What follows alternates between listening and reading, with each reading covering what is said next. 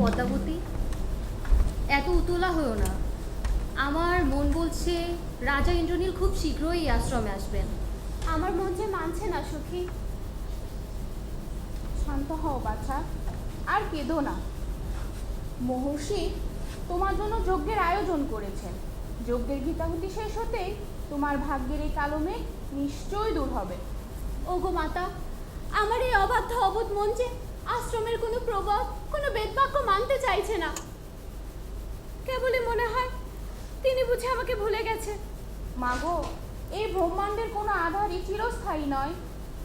অমাবস্যার কালো রাত শেষে শুক্লপক্ষে চাঁদের জ্যোতি যেমন ধীরে ধীরে ফিরে আসে, তোমার কলিজার যাতনাও ঠিক তেমনি ঘুচে যাবে। দেখো পিতা, এই আশ্রম দ্বারে দুজন লোক অপেক্ষা করছে।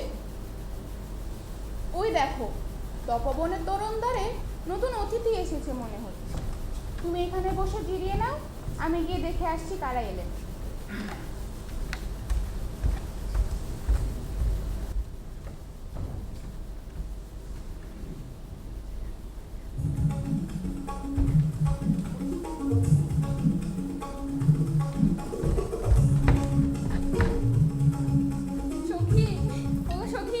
আমার কাছে তোমার জন্য এমন এক সংবাদ আছে যা শুনলে তুমি আবার জ্ঞান হারাবে।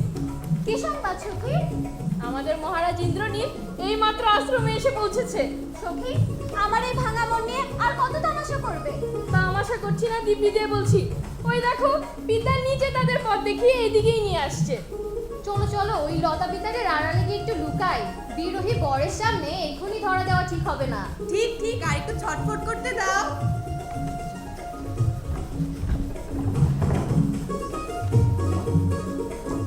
মহারাজ ইন্দ্রনীল এসছেন, এ যে আমার পরম সৌভাগ্য। আসুন আসুন। আপনারা বসুন, আমি আপনাদের জন্য আহারের ব্যবস্থা করছি। ভগবতী মাতা, প্রিয়া পদ্মাবতীকে হারিয়ে আমি আজ হিতাহিত জ্ঞান শূন্য, তাই উন্মাদ হয়ে পড়েছিলাম। রাজকার্যে মন নেই, তাই সিংহাসন মন্ত্রীকে সঁপে দিয়ে এই বৈরাগীর বেশে তীর্থের পথে পথে আমার প্রিয়া পদ্মাবতীর খোঁজ করে বেড়াচ্ছি। আপনি চিন্তা করবেন না মহারাজ, কন্যা পদ্মাবতী কোনো রাক্ষসের কবলে নেই, সেখানে পরম নিরাপদে আছে। মহর্ষি তাকে নিজের কন্যা স্নেহে আগলে রেখেছে। পথ হেঁটে আপনারা ক্লান্ত, আপনারা ওই শীতল ছায়াতলে বসুন, আমরা এক্ষুনি আসছি। সখা, সখা,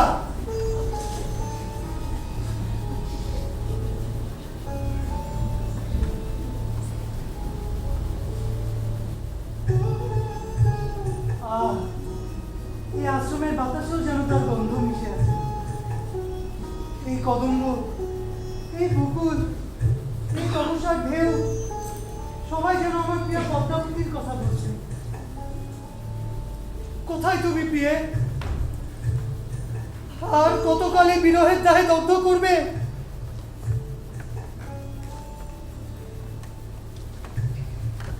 সখী দেখো দেখো, মহারাজের অবস্থা দেখে মনে হচ্ছে 7 দিনের 7 বছরের বুড়ো হয়ে গেছে। আমি আর পারছি না, ছুটে গিয়ে তার সামনে দাঁড়াই। এখনই নয়, একটু বিরহের সুদও তো তুলতে হবে।